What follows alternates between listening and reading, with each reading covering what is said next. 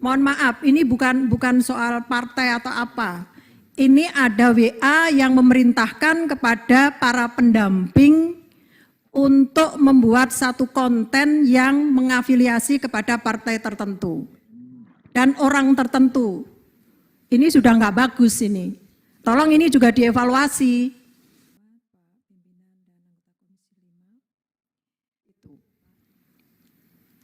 Kemudian kaitannya dengan dana desa. Sampai sejauh ini dana desa itu seperti apa sebenarnya? Karena banyak isu bahwa banyak kepala desa yang menjadi korban hukum dengan hal ini. Lalu apa yang Bapak lakukan terkait dengan hal tersebut? Bagaimana komunikasinya Bapak dengan pendamping desa? Yang ini juga tugasnya antara lain juga selain merencanakan juga membantu untuk memberikan arahan-arahan pengawasan terhadap hal tersebut. Nah, kira-kira dari sekian desa yang ada 84.000 desa, itu menurut Bapak kira-kira berapa persen yang mengalami hal tersebut? Dan kira-kira capaian di tahun 2023-2024 ini akan menjadi seperti apa desa-desa tersebut? Kaitannya dengan hal tersebut. Karena saya yakin dengan adanya pendamping desa ini tidak hanya sekedar merekrut orang, tetapi tugasnya antara lain adalah memberikan bantuan kepada kepala desa untuk menjalankan program maupun pelaksanaannya. Sehingga ini perlu menjadi perhatian, jangan hanya rekrut orang. Nah, ini sekaligus mumpung ingat kepada Ibu yang menangani hal tersebut, banyak WA-WA yang beredar.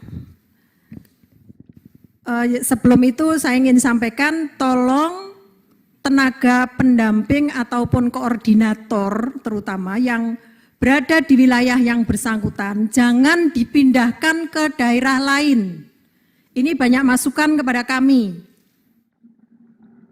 Apapun alasannya, karena kita menggunakan orang-orang pada potensi lokal yang ada. Jangan orang Gresik dipindahkan ke Sidoarjo, atau sebaliknya orang Sidoarjo pindahkan ke Gresik. Tolong ini menjadi perhatian. Karena dulu sempat ada orang Trenggalek, kemudian ada menjadi petugas koordinator pendamping di wilayah Ponorogo kalau nggak salah itu juga dipersoalkan. Tapi sekarang justru dipindahkan dari wilayah-wilayah yang sebelumnya menjadi dipindahkan ke tempatnya. Ini tolong menjadi perhatian dan minta saya dengan hormat untuk dikembalikan di tempatnya masing-masing. Karena ini kita lihat potensi wilayah masing-masing begitu. Dan mereka saya yakin dengan menjadi koordinator di wilayah tersebut, itu mereka akan justru lebih mengenal wilayah yang bersangkutan. Di satu sisi juga biaya hidup mereka juga akan semakin ringan dengan hal tersebut. Kalau dipindah di tempat desa artinya dia harus mencari tempat, kemudian tempat tinggalnya mungkin, atau juga biaya untuk wirawirinya, apa bahasa Indonesia wirawirinya, itu akan semakin besar. Kemudian saya lanjutkan untuk yang WA kepada kami banyak, itu adalah, nanti saya berikan Bu WA-nya kepada Ibu. Mohon maaf, ini bukan soal partai atau apa. Ini ada WA yang memerintahkan kepada para pendamping untuk membuat satu konten yang mengafiliasi kepada partai tertentu dan orang tertentu. Ini sudah nggak bagus ini. Tolong ini juga dievaluasi. Jangan kemudian kita bolehlah memanfaatkan tapi jangan vulgar begitu caranya.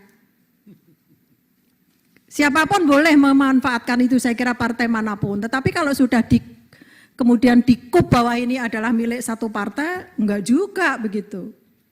Oleh karena itu kenapa saya tadi minta ketika ada pergantian pendamping desa ataupun koordinatornya, umumkan kepada kami semua. Dan ini biasanya kalau disampaikan kepada kami, waktunya tinggal 2 hari, 1 hari, mana mungkin kita bisa mencari orang. Enggak bisa lah dengan hal-hal semacam itu. Kemudian yang kedua adalah saya ingin fokus ke pendamping desa yang targetnya kurang lebih 35.000 orang untuk melayani kurang lebih 84.000 desa di seluruh Indonesia.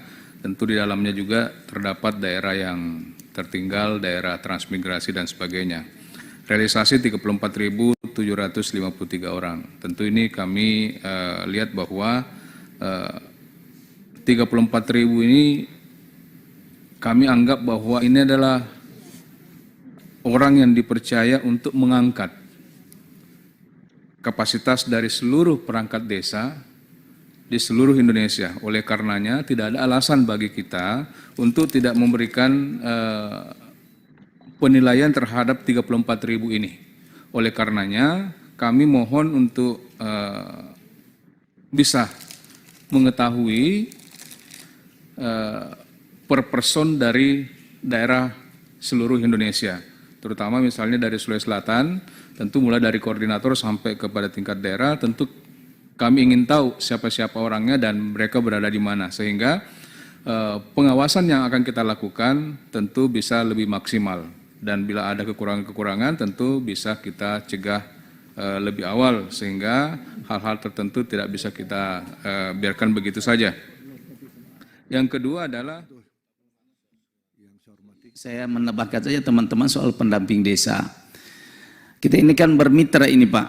Komisi 5 ini adalah mitranya Kementerian Desa. Salah satu tugas kami itu adalah mengawasi pelaksanaan pendamping desa. Kami di lapangan, jujur saja Pak, sebegitu tahu Komisi 5 ini mitranya Kementerian Desa, banyak yang mengajukan aspirasi ke kami Pak. Pak, kami juga mau jadi pendamping. Bisa enggak Bapak diperjuangkan? Tuh.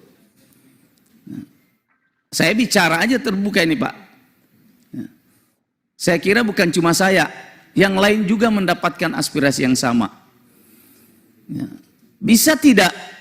Ya, sebagai mitra tanda petik Pak. Ini ada kerjasama yang baik sehingga aspirasi-aspirasi itu bisa tersampaikan. Jangan kami dibilang di dapil kita, wah ini Komisi 5 sih lebih banyak orang lain. Ya jujur saya perekrutan ini kan tidak semuanya Pak ideal. Ya. Ada juga rekrutmennya yang mungkin melalui kata belece, melalui nota dan sebagainya. Sehingga banyak juga yang mengeluh, Pak kami ini Pak kalau dari sisi kemampuan kurang apa kami. Tapi tidak pernah masuk dalam seleksi. Nah ini bisa enggak ini Pak? Sebagai mitra, kita bisa bekerja sama dalam mendampingi penerimaan tenaga pendamping. Tuh.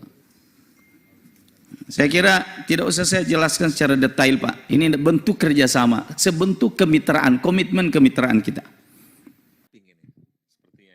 Ya, selanjutnya saya persilakan kepada Bapak Hamka. Silakan, Pak. Selanjutnya untuk SDM Ibu. Pertanyaan saya, masih perlukah itu pendamping? Harus dipertahankan. Kenapa? Kerjanya juga tidak jelas.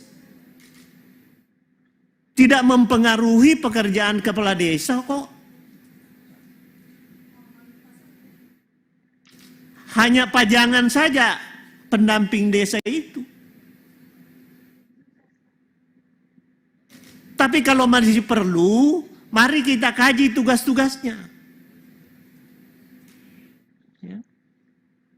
Jangan kaitannya dengan sistem informasi yang dibangun, jangan nyelip-nyelip juga soal-soal warna di situ Pak. Harus ada konten warna ini, harus ini dan sebagainya. Janganlah. Betul-betul BPSDM ini memikirkan dengan baik, dengan akal sehat, bukan maksud dalam akal politik. Proporsional lah memikirkan itu. Ya, terima kasih Bu. Izin Bapak, untuk rekrutmen pendamping kami bekerjasamakan dengan perguruan tinggi. Jadi yang melaksanakan rekrutmen adalah perguruan tinggi. Dan informasi tentang rekrutmen itu paling lambat itu 1 minggu sebelum hari H itu sudah kami informasikan. Dan selama ini beberapa aspirasi sudah kami akomodasi, catatan-catatan ada di kami, aspirasi-aspirasi dari Bapak Ibu yang terkait dengan pendamping. baik itu saat rekrutmen maupun relokasi dan seterusnya. Nah, yang terkait dengan surat perintah menjalankan tugas yang baru itu adalah pada skema penugasan baru, bukan skema relokasi. Tetapi meskipun begitu, kami akan sangat memperhatikan masukan dari Bapak Ibu yang menerima WA dari pendamping, dan kami juga menerima langsung baik dalam bentuk WA maupun surat-surat yang itu nanti akan kami list semuanya dan akan kami segera tindak lanjuti untuk hal-hal yang terkait dengan perpindahan tempat tugas. Jadi bukan relokasi tapi perpindahan tempat tugas. Kami akan segera untuk tindak lanjuti. Interupsi pimpinan, relokasi itu ya sama Ibu dengan perpindahan tempat tugas. Ya, di tempat Artinya daerah yang mula-mula Sidoarjo misalnya dipindah ke Gresik itu ya relokasi namanya. Nggih, izin Ibu, di dalam Kepmen Desa nomor 143 2022 ada dua istilah, yaitu penempatan tugas, penugasan baru. Jadi untuk yang sekarang diangkat itu adalah skema penugasan baru. Memang ada beberapa dari TPP itu yang dia tidak di tempat tugas yang lama, tapi skemanya adalah penugasan baru. Nah, kalau untuk nanti dia ingin dikembalikan ke tempat yang asal, maka nanti yang bersangkutan bisa mengajukan permohonan untuk relokasi. Itu diatur di Kepmen Desa 143. Demikian Ibu. Nanti kami akan tindak lanjuti.